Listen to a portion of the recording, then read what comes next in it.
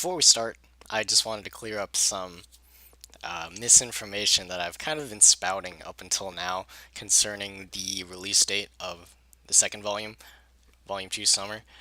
And that information is that I said it would be releasing on Steam on the 16th, and here we are 2 days after the 16th, on the 18th, on the day of recording, and it still hasn't come out yet.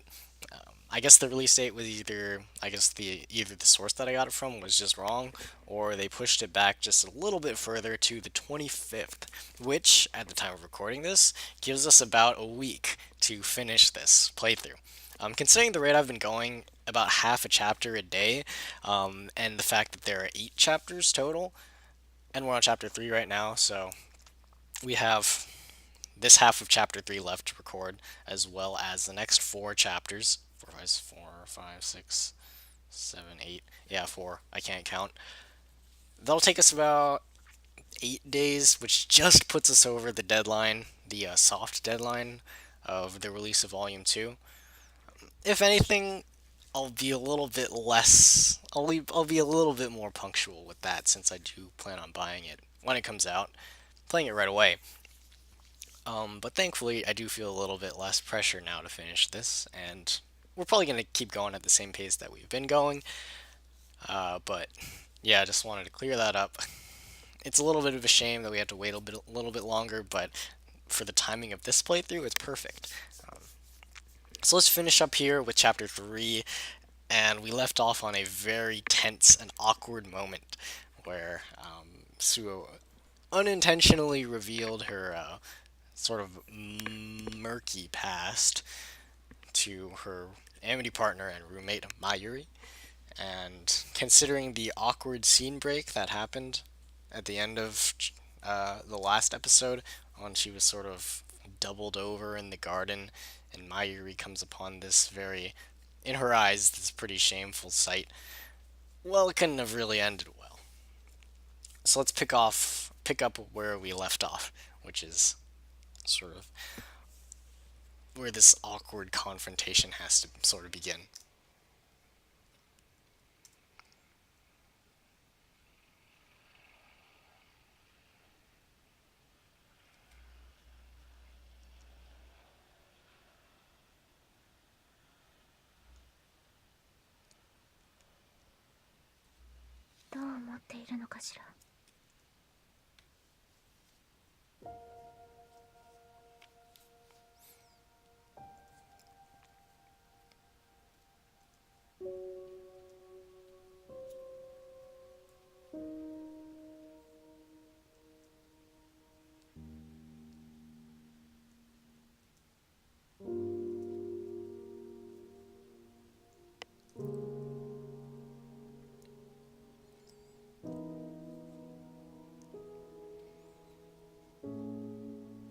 And yeah, we sort of see this unexpected compassion on Mayuri's part.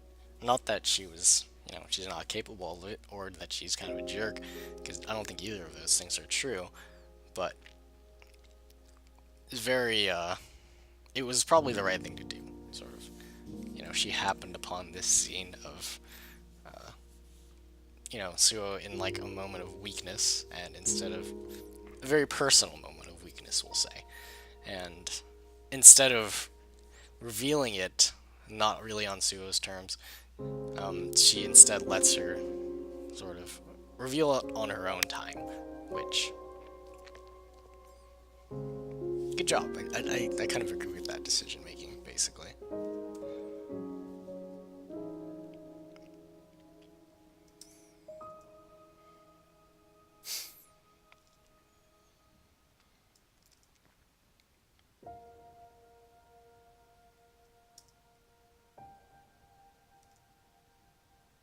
でも話すにしたってなんて言えばいいの？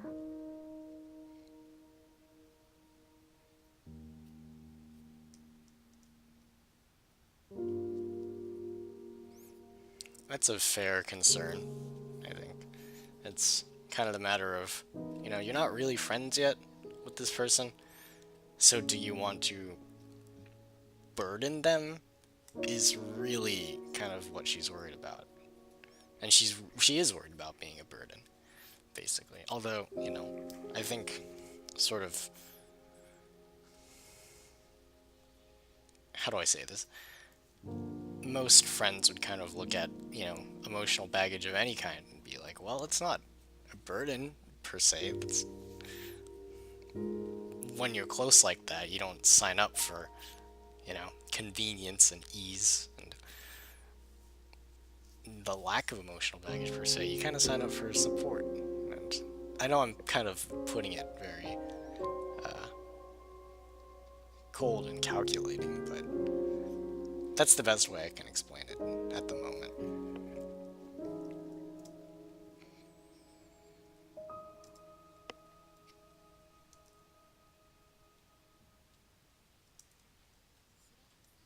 白羽さん。何かしら。今日は冷えるね。春だというのにまだ冬を思い出すよ。寒くはない？ええ、大丈夫よ。そう。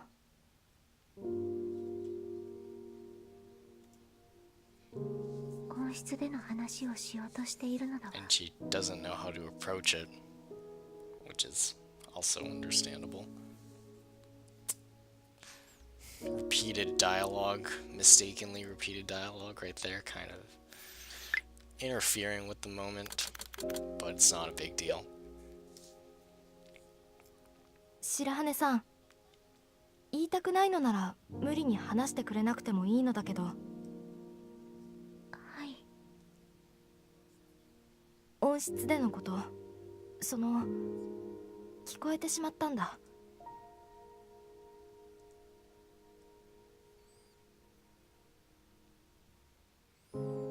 As difficult as it might be, I mean, as the reader, the choice isn't really difficult if you're keeping in mind these whole themes of growth and self-discovery to pick the honest answer.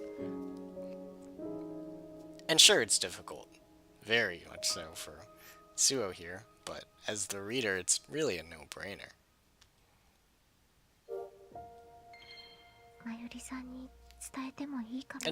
And yeah, I mean, it might seem obvious to us, but she's definitely taking a risk because they're not that close yet. And it's a reasonable assumption to make that this might sort of scare her off, as it were.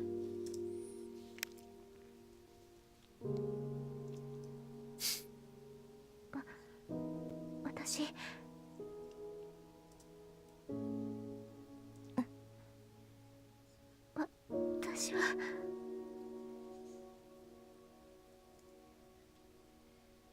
あのね、私白羽さん、温室で。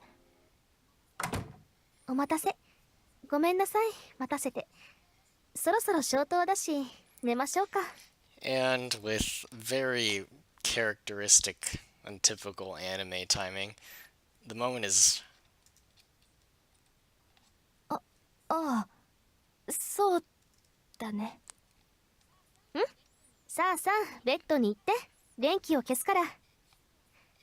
スオさん、夜中調子が悪くなったら遠慮なく起こしてね。And you can kind of hear the disappointment in Mayuri's voice when she says that. At least that's my reading of it anyway. Here, listen to this again. ああ、そうだね。 Maybe it's shock too. Surprise. I think it's might be a little bit of both. 今度は私が付き合うからね。はい。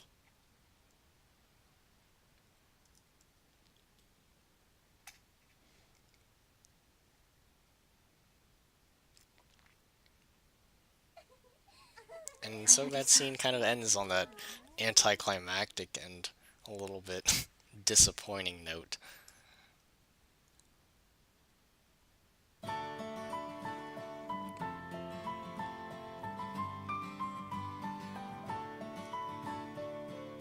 っぱりきちんと話した方が。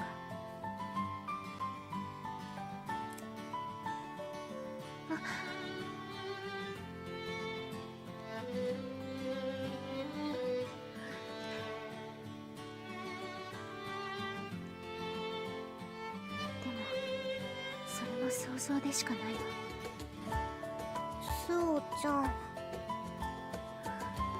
Yeah, Suo always kind of tempers her expectations, like on the dot, or on the spot is the right word for it. Because I think at heart she seems like she's kind of idealistic in a lot of ways. I guess you could call it idealistic, you could call it naive as well, considering her age and lack of experience.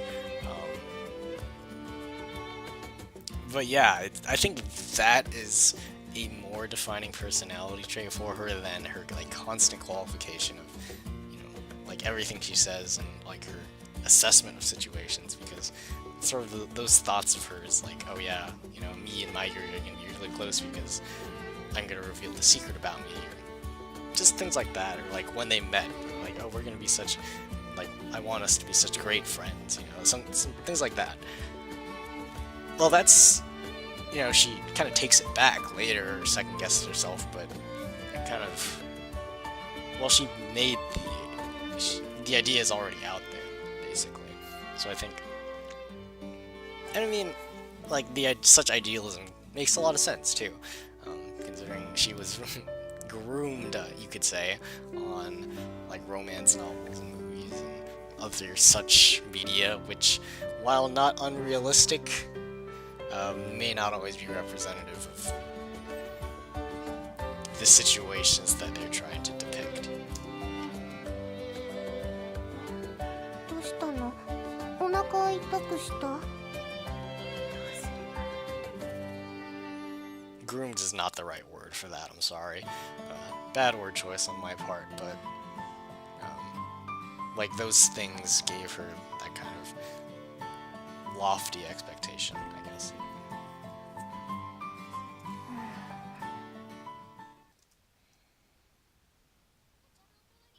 お茶のおかわり欲しい人いる？ああ、ありがとう。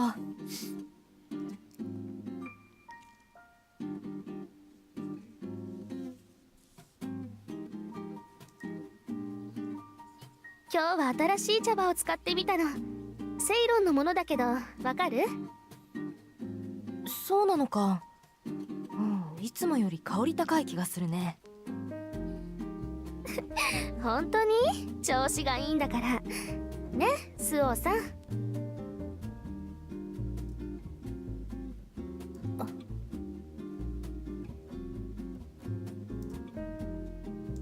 っぱり。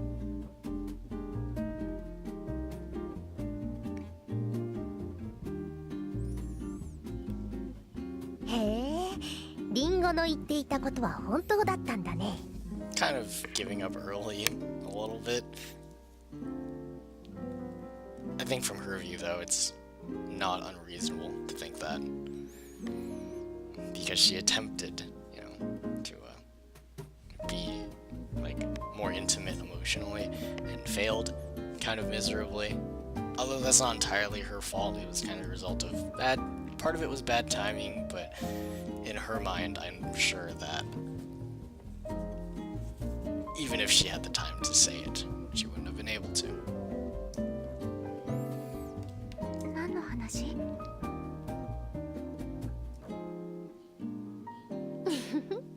それはこっちの話ということで、お茶会の途中なんだけど、これから部活に参加しなきゃなんだ。そうなの。だったら私からリカさんへことづけて。違う違う。スオちゃんはこれから私たちに拉致されるの。先輩がスオちゃんを気に入っちゃってさ、連れてこいってうるさいんだ。だから行こう、スオちゃん。リンゴ。それじゃお先に失礼します。え？何？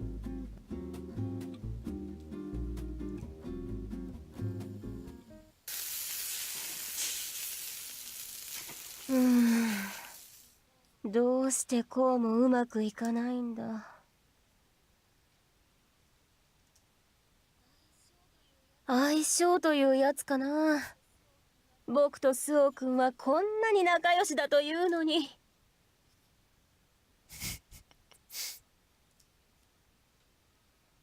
でこんなことに。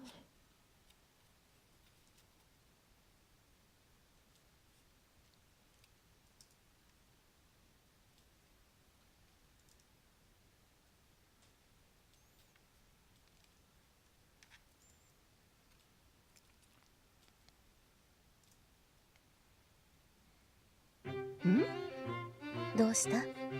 顔色が優れないぞ。女の子の人ね。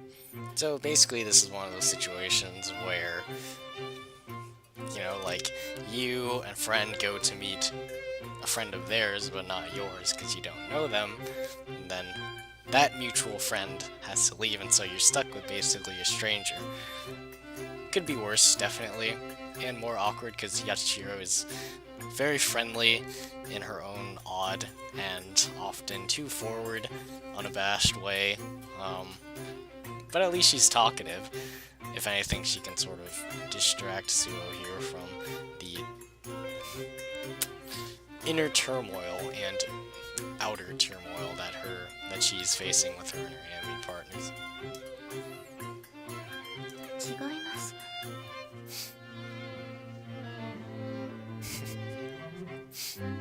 More like a target. 私何やっているんだろ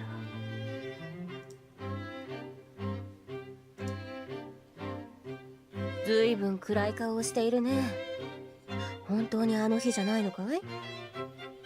僕は軽い方なのでいまいち感覚がわからないが、本当に辛いのなら言ってく How れたまえよ。 considerate of her, I guess. 心配をおかけして。 That's one way to put it. スオ君が平気ならいい。しかしなんだね。炭になっている上部分だけ削ってパンに挟めば食べられるかもしれないな。ハンバーグとハンバーガーなら名前も似ているし。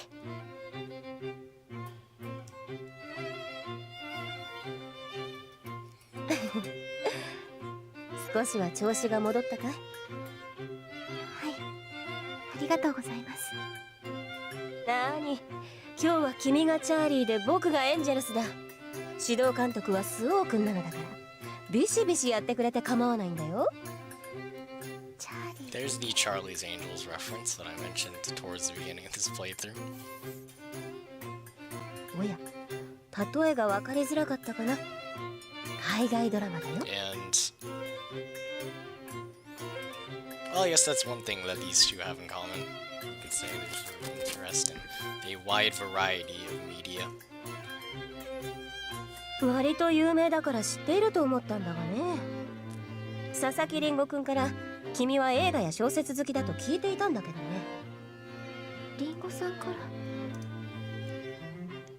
ら？僕も映画や海外ドラマが好きなのでりんごくんに壊れて貸したりしているんだ。 That means you're on her mind. Give yourself some credit, you know? 君と話を合わせるために見ているんじゃないかな。持つべきものは Couldn't have 友 said だ。 it any better myself.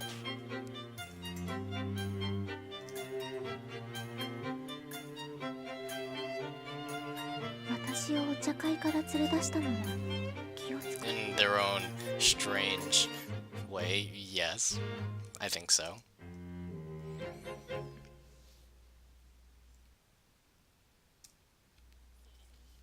それでいい。それじゃチャーリー、もっと簡単でお手軽な料理法っていうのを聞きたいのだけどね。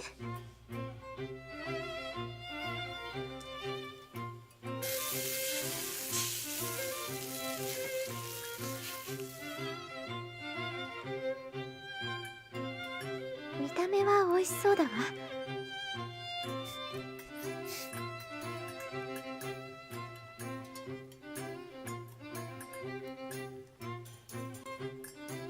さて、ここからが本番だ。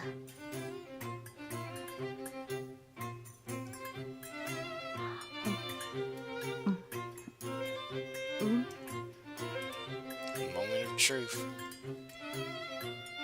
ダメだ。やっぱり塩辛い。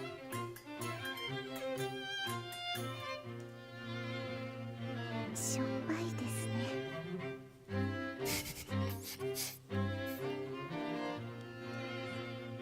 レシピ通りやっているのになんで塩辛くなるんだ。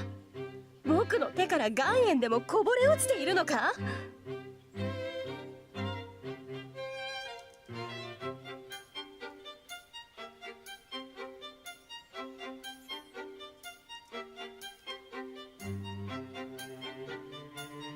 料理下手とは聞いていたけど、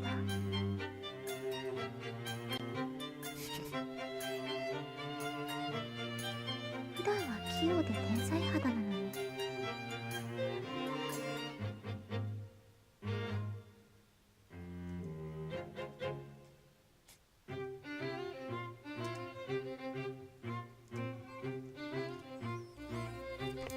せっかくだからこの学院にいる間に凝った料理は無理でも定番の料理だけでも抑えとこうと思ったんだがね。そんなに落ち込むことはないですよ。今までは焦げていたのに今度は綺麗に焼けたじゃないですか。これは進歩ですよ。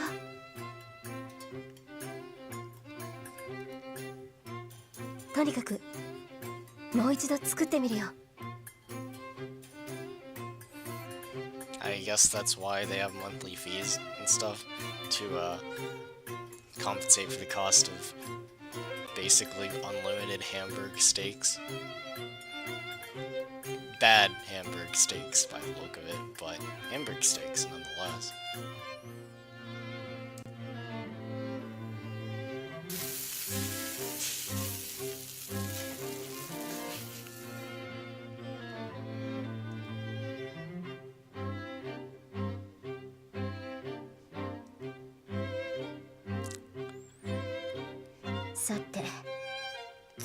And now we get a picture to go along with it, which means that this is really serious. We're dealing with the real moment of truth here, not the fake moment of truth that I was talking about earlier. And it looks pretty darn good.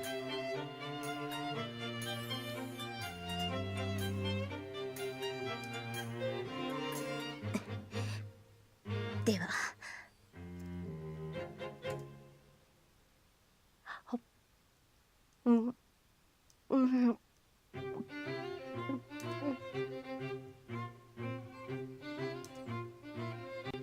どうでしたか？しょっぱくない。はい、普通の味だ。はい、いや、美味しい。美味しいぞ。成功だ。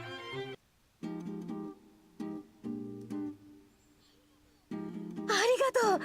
今日は最良の日だよ。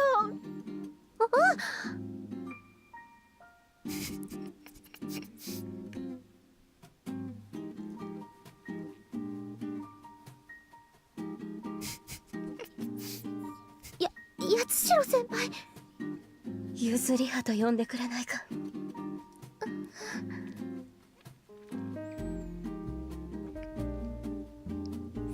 And once again, the physicality of being close to another woman her age is almost too much for our poor protagonist.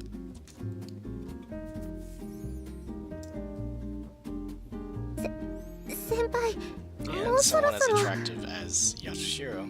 Anyway, that does. あ、すまないね、スオ君。つい嬉しくて。Doesn't help. ん？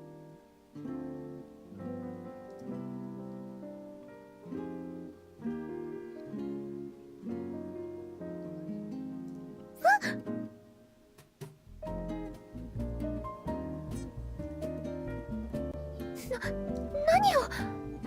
うん、死刑。頬にソースがついていたんだよ。そうなんですか。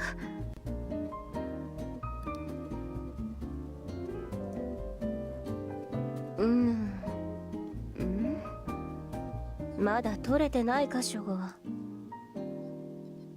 大丈夫です。残念。That's probably uncalled for, in all honesty. Possibly even sexual harassment, but Asuo doesn't seem to mind too much. regardless of, I mean, she's very flustered, obviously, but I don't think she has a negative takeaway from that moment of contact, as I would put it.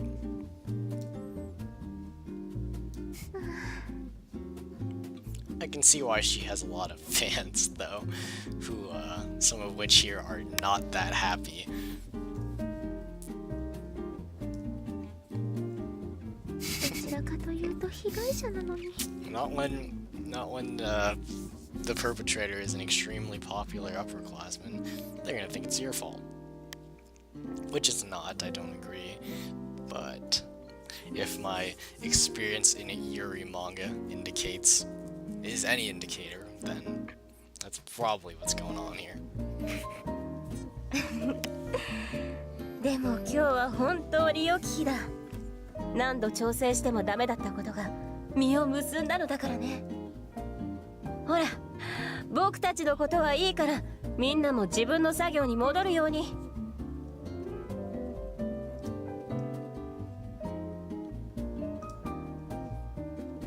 スオ君、今日は無理を聞いてくれて本当にあり。いえ、 I'm bad. Let's back up. スオ君、今日は無理を聞いてくれて本当にありがとう。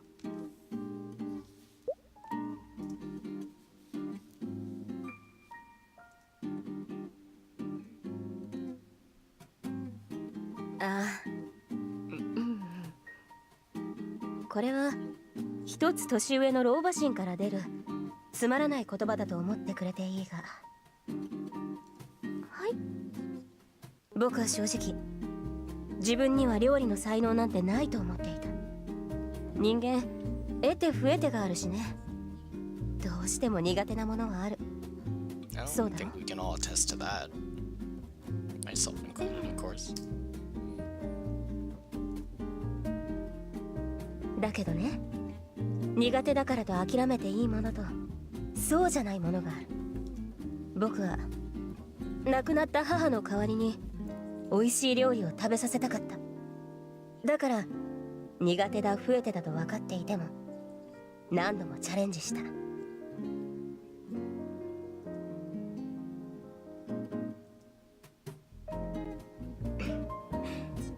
だからね、スオー君、君にも諦めさせたくないんだ。諦め。僕のこれと比較するのもおこがましいだろうが、君の抱える問題と一緒だ。崩れ、しょっぱい思いを幾度もする。だけど最後はうまくいったじゃないか。八代先輩。だから大丈夫。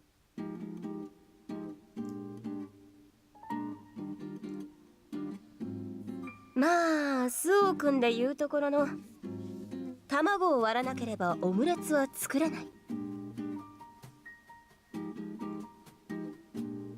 き合ってみよう。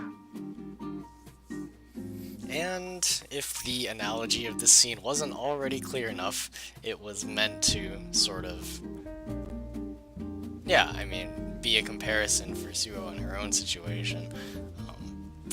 Just the whole, don't be too offset by your failures, basically, even though having social anxiety and having suffered, you know, a number of kind of bad failures, admittedly, is very discouraging, cripplingly so often. But as we can see here,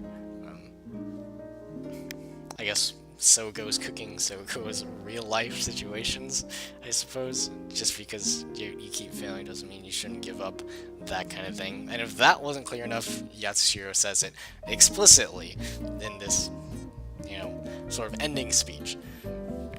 So thank you for that. And also we get a little bit of her backstory, which is intriguing, but she's only a side character in this game.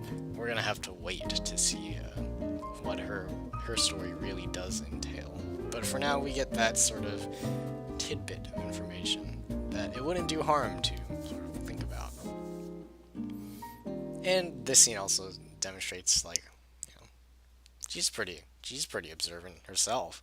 You know, maybe about as much as Suo is. she can tell, like, she's, not the best at people, at interacting with them, so she offers her own advice that is pretty fitting and accurate. Not bad for someone who you've only interacted like twice with now.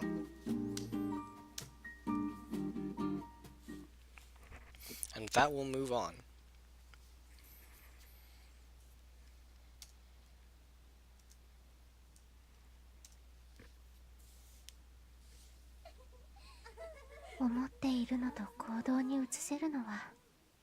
As is the sad reality. せっかくの機会だったのに。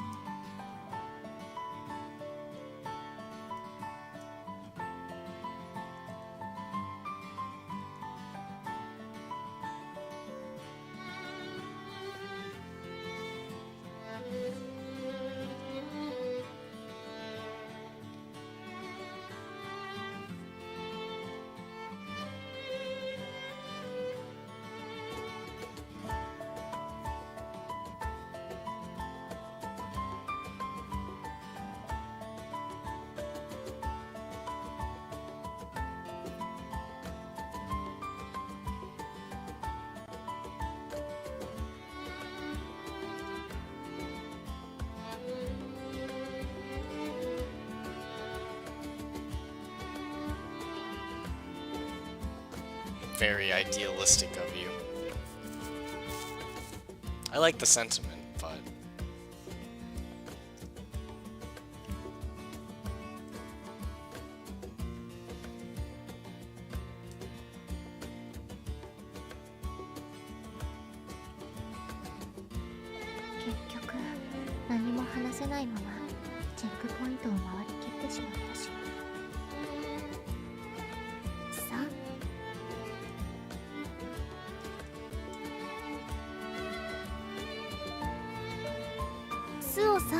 いいかしら。はい。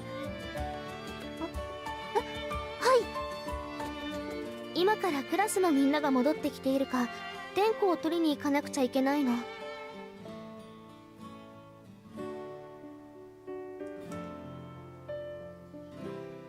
平気よ。そんなに手間じゃないもの。二人はどうする？給水所に行くなら寄宿舎の近くにあるそうだけど。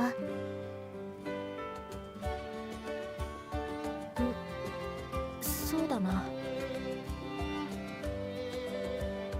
二人でいるのはいたたまれない気持ちになるわ。スオさん？私は花摘みに行こうかなって。And as expected, she's not very good at avoiding the situation. I think it's pretty obvious there that she doesn't want to talk to Mayuri right now, which is, well, that's just pretty awkward. そう、まゆりさんは？給水所に行ってくるよ。喉がカラカラなんだ。わかった。それじゃあ用が済んだらまたここで落ち合いましょう。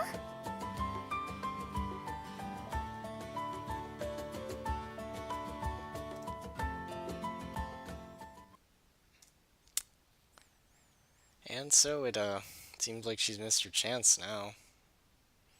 Despite Yatsuhiro's best efforts and her own determination, it seems like it doesn't take more than just like one failure for her to be discouraged all over again, which is very unfortunate. I think she just needs another push. まだ早いかな。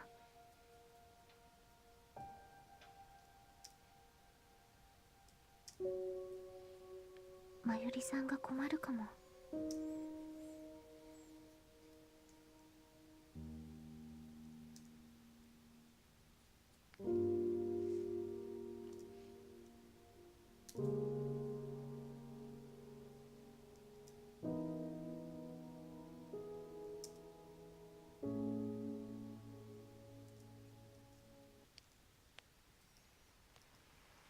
And, we see this very unhealthy sort of downward spiral of just constant, like self-loathing and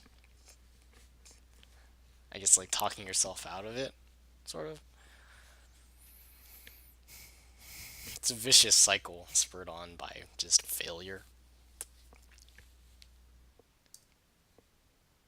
雨だわ。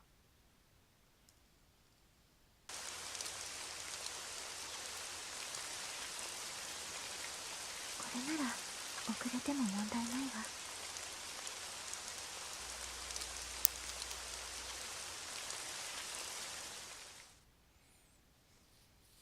And to sort of heighten the mood and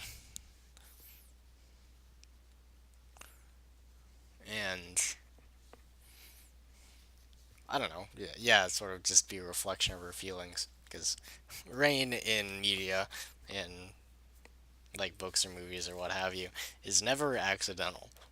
It's always symbolic in a way, or it's just a plot device or something or other, and that's the case here in more than one way.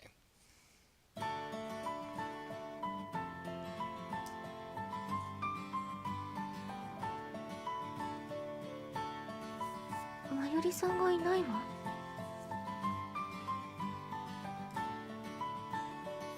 あ、スオさん、よかった。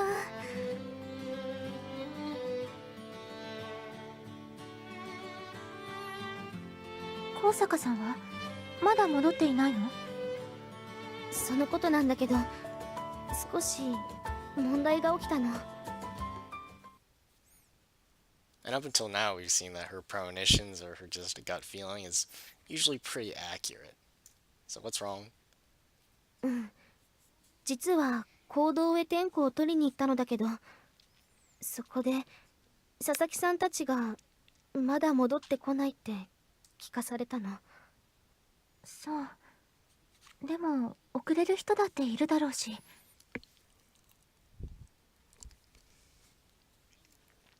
でも大雨が降っていたでしょ。だから心配になって探しに行こうってことになったの。そう。それで講堂に二階屋の会の役員の人がいたから、佐々木さんたちの最後のチェックポイントの場所を聞いたの。クイズ形式になっているあれよ。その人はクイズの出題者じゃなかったけど、隣で聞いていて簡単なクイズだったから間違いようがないし、その番号を教えてもらって向かおうとしたのだけど、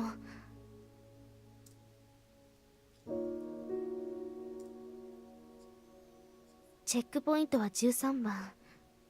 ここね。地図で見るとほら、沢が近くて大雨だとなおさら危ないじゃない。だから向かおうとなって。もしかして高坂さんが？ええ、みんなで行くと時間がかかるから見客の自分がって、それで向かったのだけど。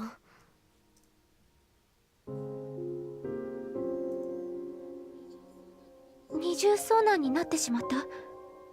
ええ、いえ、違うわね。二重ではないわ。佐々木さんたちは雨が落ち着き出した頃戻ってきたの。でも今度はまゆりさんが戻ってこなくなって。Ichigo and Ringo just causing up trouble once again. This time not really through malicious intent or fault of their own.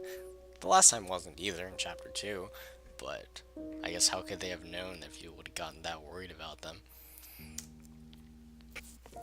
私が現実逃避をしている間に。 And Suo blames herself. 13番のチェックポイントはさほど遠くない場所だから先生たちが探しに行ってくれたのだけど、見つからなくて、もしかして沢に足を滑らして落ちたんじゃないかって。そんな、まゆりさん。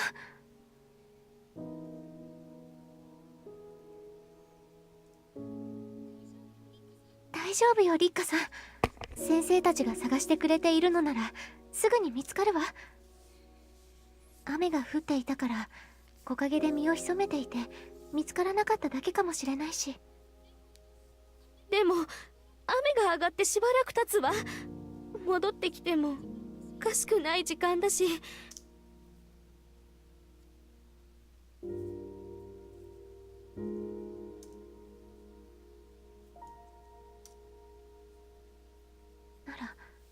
当に沢にはまって。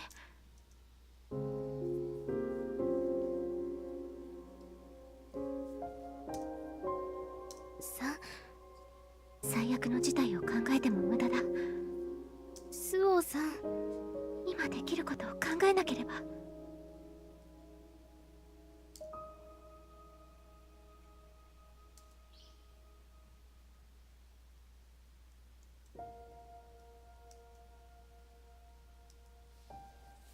誰でも。スオさん、私たちも探しに行こう。ここで待っているようにって言われたけど、私。そうだね、探しに行こう。でも一つだけ聞きたいことがあるの。何？二階屋の会の役員がチェックポイントを教えてくれたって言っていたよね。でもその人は本当の出題者じゃないって。ええ、隣で聞いていて知ったって。それじゃあ出題していた当人は誰？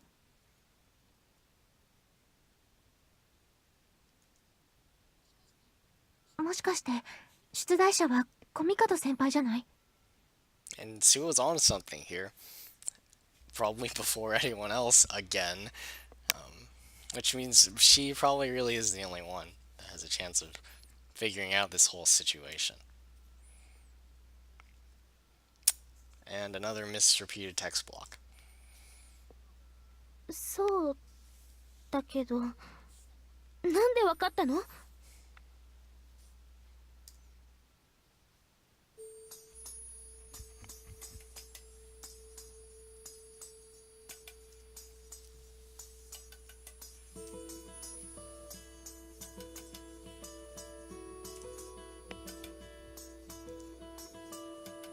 確かそうだわ。I think the weird part about this situation is that they don't know the question themselves. But didn't they go to that checkpoint and they had the quiz given to them? I don't know, that's not really... Maybe I missed it, it wasn't explained. And so that's why, like, they have to... Oh, so she does know the question, hang on. Oh, okay. So she does know the quiz, the contents, or does she not? It doesn't seem like there's 100% either way. It would have been a lot easier if she knew, but... Well, see, we're here at a mystery again. Not so much a mystery this time as basic trivia. Not basic. Not everyone knows what country has the most Christians. But yeah, and this time the stakes are pretty high as well. As I said before, like, if you fail to solve any of these correctly, you do get a bad ending. But I could definitely feel the tension in this mystery this time around, because it's like, you know, someone's well-being, I mean, not just someone, her amity partner and possibly kind of friend who is in a weird spot with, she's in a weird spot with her right now, but could be, you know, kind of in a bad spot. Or she could be in danger, basically. So the stakes are a little bit higher than last time. I think it's not just like a potential friendship at stake, but a person's well-being. And you might be looking at this right now and thinking to yourself, isn't the country with the most Christians America? But we go back a little bit, and we see that the teachers had gone to checkpoint 13. Suo had figured out that this question was about taboo or unlucky numbers. So if you just kind of follow that trail, you can deduce that, yeah, like the unlucky number in America is, like the characteristic one is 13, but they didn't find Mayuri there. So the answer might have to be something else. But doesn't America have the most Christians? Thankfully, unlike everyone at this school who is technologically deprived, we have Google on our side, so I can look this up. It's not just a matter of, you know, this isn't, don't take this question at face value. This is actually, I'm fairly sure this is a fault, or this is a failure of translation. Again. This one is a little bit less excusable because, here, let me just look it up on Google, and, because, you know, we know that Italy's the right answer because it's the one I picked, and this is from my previous playthrough, which I completed all the way through. So, the mystery of that's gone, but to explain why, I have to look this up.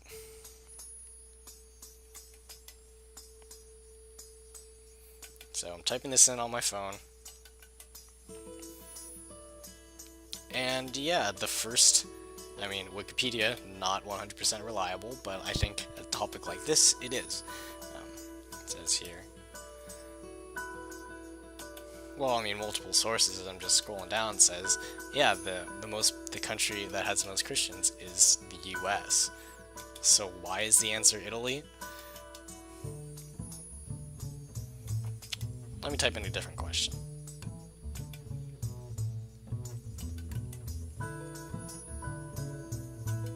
Which country has the most?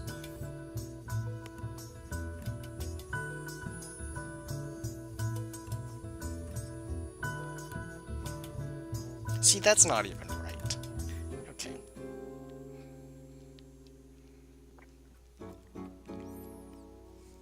Now I'm confused. The question I typed in is which country has the most Catholics? Because I think that would be, like Italy, you'd have a case for that. Because, you know, the Vatican. I mean, Vatican is a independent country, right? But I guess, like, in surrounding areas, maybe? I'm not really sure. How about which country has the most Roman Catholics? I could just be chasing a non-existent trail here. I'm trying to figure out what was the reasoning for putting this sort of translation when the answer to this question right here is just blatantly incorrect. You know, it makes this game not playable. Unless you just look up the answer, because obviously there have been people who have solved this before. So let's try Roman Catholics. Nope. Once again. Oh, wait. Nope. Same thing. It's Brazil. Has the most Catholics. And that's not on here. Whatever. I'm tired of thinking. I'm tired of just like debating this with myself because I'm not getting anywhere. So let's just. It's because, like, you know, you can deduce that you can at least deduce that the answer is not America, because if you have any shot at finding Mayuri, then you're probably gonna want to look at a place that's not checkpoint 13. So the answer is not America, and it's not 13. This is actually something I didn't know. I think this is true. Obviously, this is our answer. The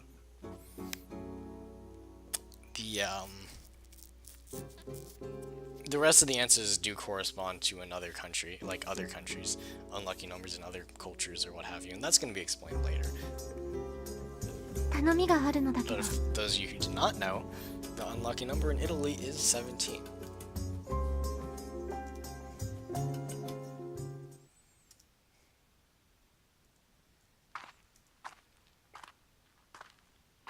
ぬかるみくらいどうってことはないけれど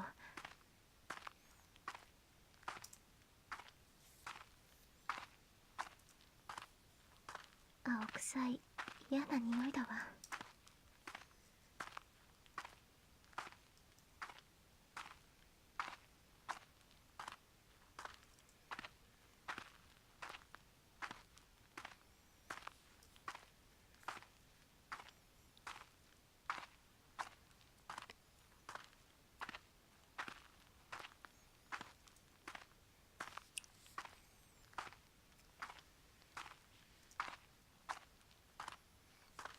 Very interesting, that sort of the aesthetic quality of nature, the physical quality of it is presented unappealingly here. Usually rain is sort of a refreshing, renewing thing, symbolically anyway, and a lot of people tend to think of it that way. Isn't it, like, a lot of people find the smell just outside after it rains very refreshing? But here it's I guess it's a reflection here of her agitation. 理由は分かっている。 Is it because she's going to meet Mayuri alone for the first time that they had that botched conversation? あの人のせい。 No, actually. 'Cause I think the former, what I said, but no.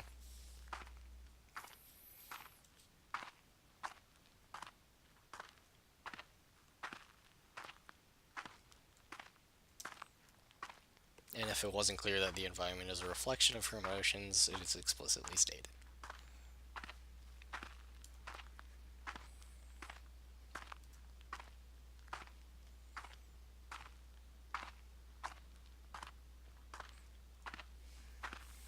音楽家らしい Yeah, イ or ザ piano ムだわ。 player, particularly.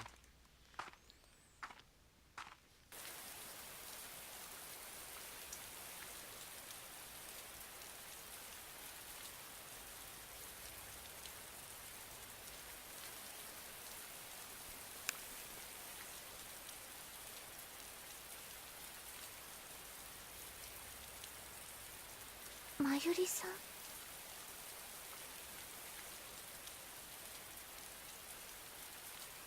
Because what's most important is that she's okay and safe.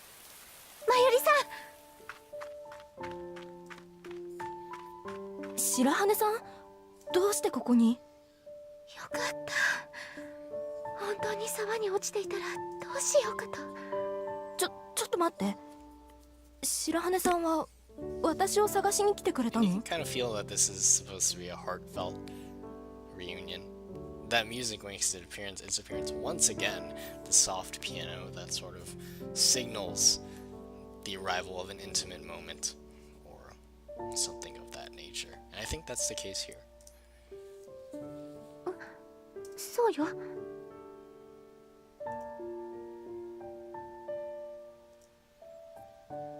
助けに来てくれて助かったよ。佐々木さんたちを探しに来たのはいいけど。マユリさん、足が。木の根に足を取られて少しひねってしまってね。途中で雨には降られるし。とりあえず雨宿りしようと足を止めたら途端に腫れてきてしまって往生していたんだ。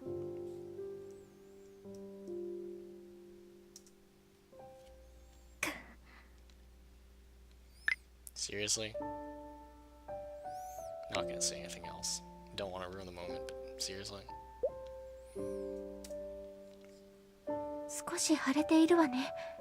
でも折れてはいないみたい。よかったわ。うん。2、3日すれば腫れは引くと思う。白羽さん、イチゴたちは？そのことなら大丈夫。佐々木さんたちならもう戻ったわ。彼女たちは4番のチェックポイントに行っていたのよ。そうだけど、なんで知っているの？出題者のコミカド先輩から直接聞いたから、ここのチェックポイントへ向かったのじゃないかって思ったの。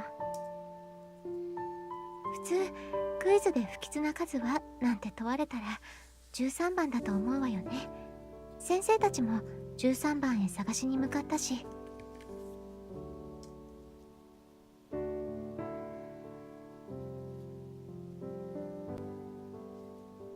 Oh, so the question, what country has the most Christians, wasn't on the quiz, but it doesn't change the fact that Italy is not the right answer to that question. It just... そうか。コミカド先輩が出したクイズを聞いていたから、隣にいた役員は13だと思った。Quiz just asked for any unlucky number?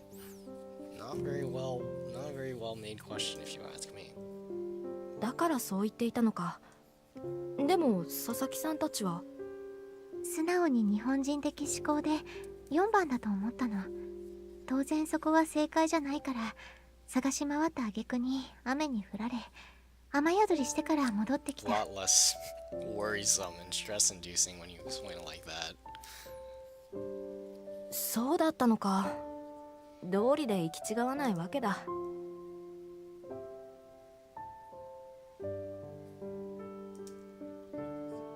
ありがとう白羽さん。でも一つだけ質問がある That んだ。 we probably all want to know.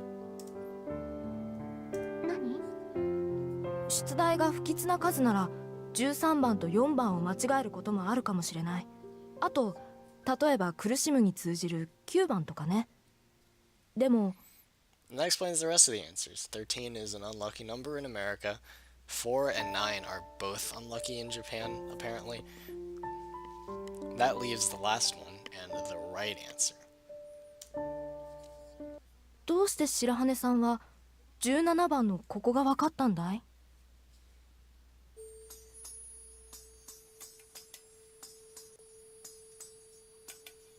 あ、そうか。白羽さんもコミカド先輩に会ったんだね。それで17番だと聞いて。 So Mayuri got the answer from Komikado herself, but I don't think she knew why 17 was the right answer. いいえ、コミカド先輩には She 会ってい just used な a い big わ。 brain to figure it out.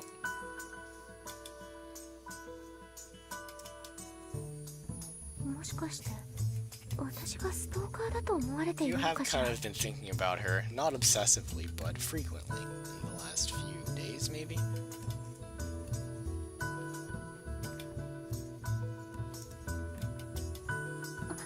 あのね、勘違いしないでほしいの。なんで分かったのかはただの推理なの。推理？これじゃあ映画の筋通りだわ。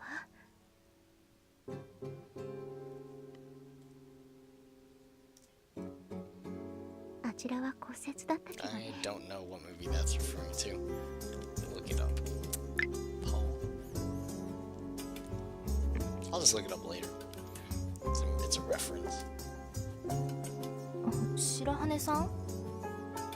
あ、推理ね。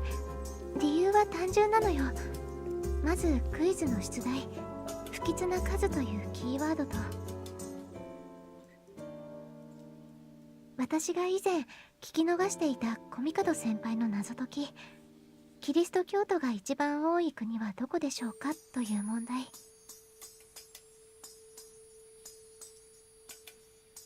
以前合唱部で言われた問題ね。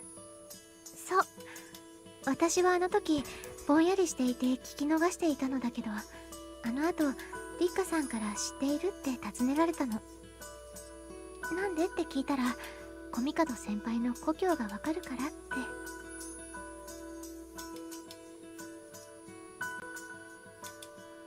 それで？答えはイタリアよ。ローマは最もカトリックが多い都市。つまりコミカド先輩のルーツはイタリアだということになるわ。 Well, there's the answer. There's the reasoning. It's sound in and of itself. I do think Rome has the most Catholics in it. I didn't Google that, but it sounds about right.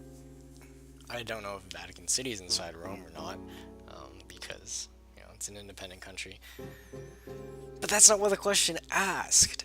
The question asked what country has the most Christians, not the city. And so, why would the initial question, the one that is crucial to getting this correct, ask for basically a different area? It's covering a different area.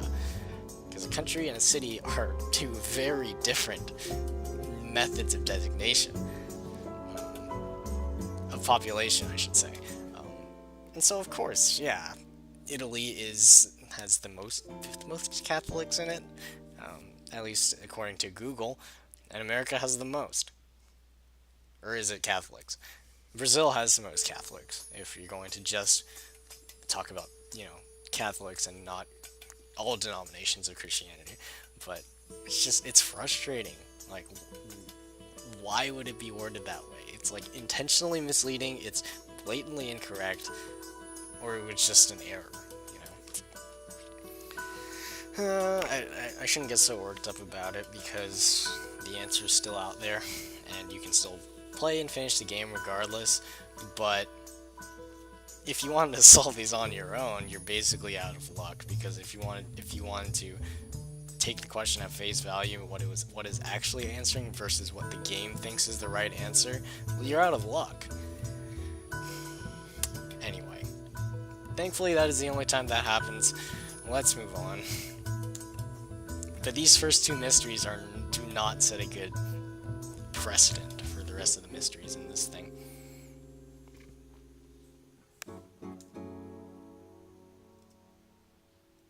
あのね、カトリックが多いイタリアではおかしなことに意味数が13ではないの。17なのよ。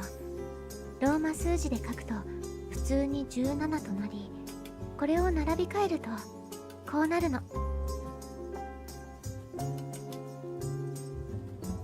ラテン語でそのローマ数字を表す意味は私は生きているの直接交換量になって、 Oh, so now she's talking about grammar.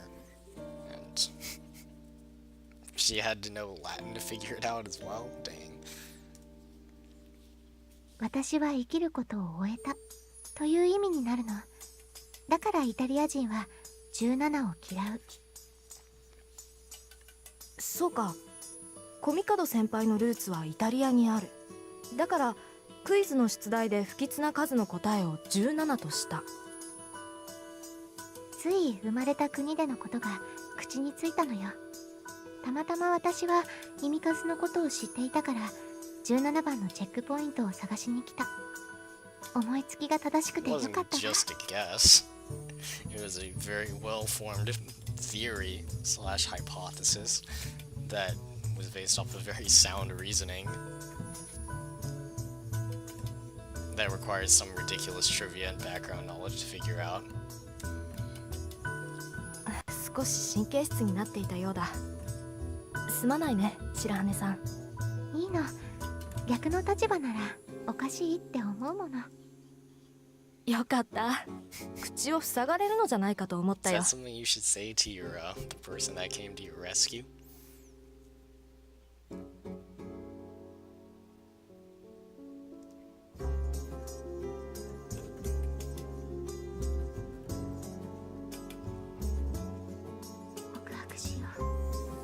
The atmosphere is right. I think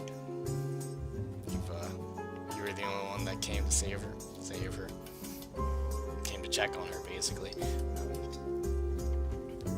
And it's just the two of you. You're talking kind of normally.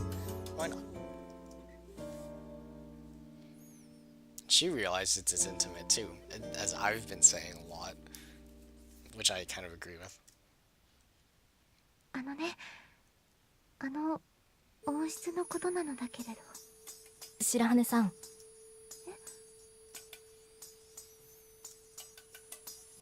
その話はやめない？ああ、違う。興味がないとか聞きたくないとかじゃなくて、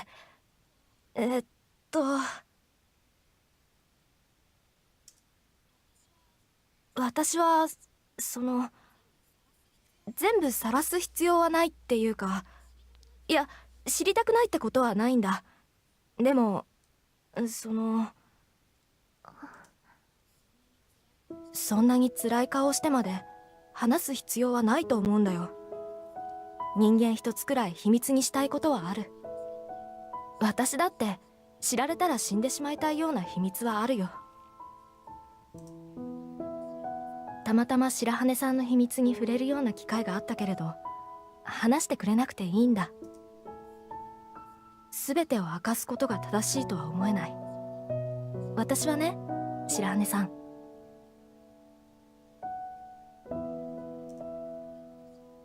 過去の白羽さんより今の白羽さんとの今を大切にしたい。何を抱えていようが、私のために知恵を絞って助けに来てくれる。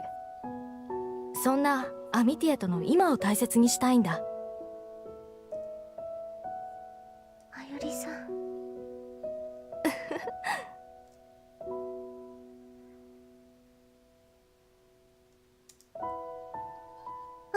危ないわ。そろそろ戻ろう。体が冷えてきたよ。肩を貸してくれるかい？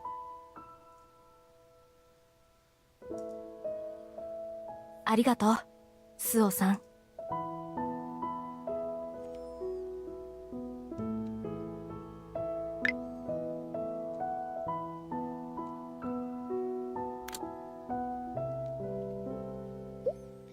And I believe that's it for chapter 3. Looking at this scene now, and even the first time I played it, but more so, not more so, just as much now, I think it's kind of heartbreaking. You know, it's sad in a way, because I guess Suo's, like, her iteration of what friendship entails, sort of like the idealization she has about, like, being emotionally intimate, and close, and accepting each other, like, despite, your terrible secrets and all of those things, is basically rejected. Because Mayuri's, her professed iteration of, like, what she wants them to be is different. It's kind of based on, like, oh, we don't have to tell each other everything. We can still be chill despite that. Obviously, that's not how she put it, but that's basically what she's saying. And in a way, it's not a bad thing. I think at the end of the day, Mayuri still sort of, she claimed that, like, they can still be friends, right? But it's one that it's a type that, like, I guess maybe Zuo might not be ready to accept, or she feels like she's being, maybe it's not in the way that she wants.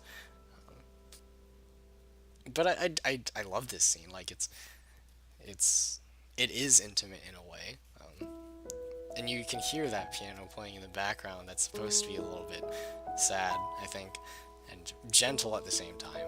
And I think it's great. It's fantastic.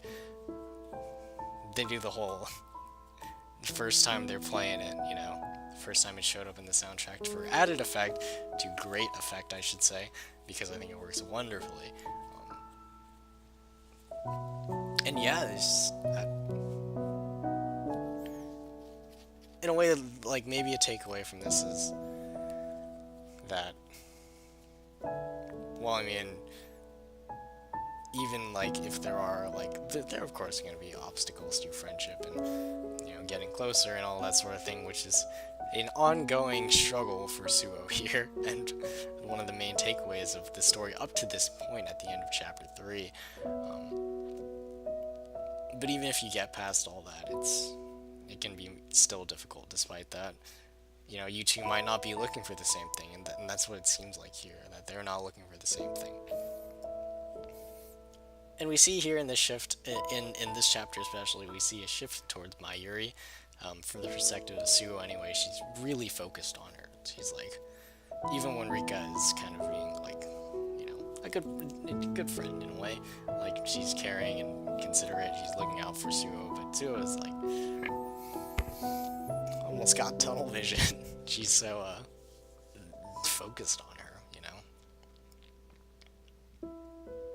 And if nothing else, she succeeds because, Mayuri calls Suo by her first name, and as we have gone over before, at the end of chapter 2 and now, that's a big deal. It's sort of like, you've crossed the threshold of intimacy, basically. So, that's a win, but at what cost, and what is she losing here? Basically, what sort of parameters have been established that she's not happy about? And that's where we end chapter 3, on this bittersweet kind of note. It's not the end, of course, and I think it's great. I think it's very well written, but only time and future playthroughs will tell what is still in store for these girls. So until next time, I'll see you all in chapter 4. This is Ottermelon signing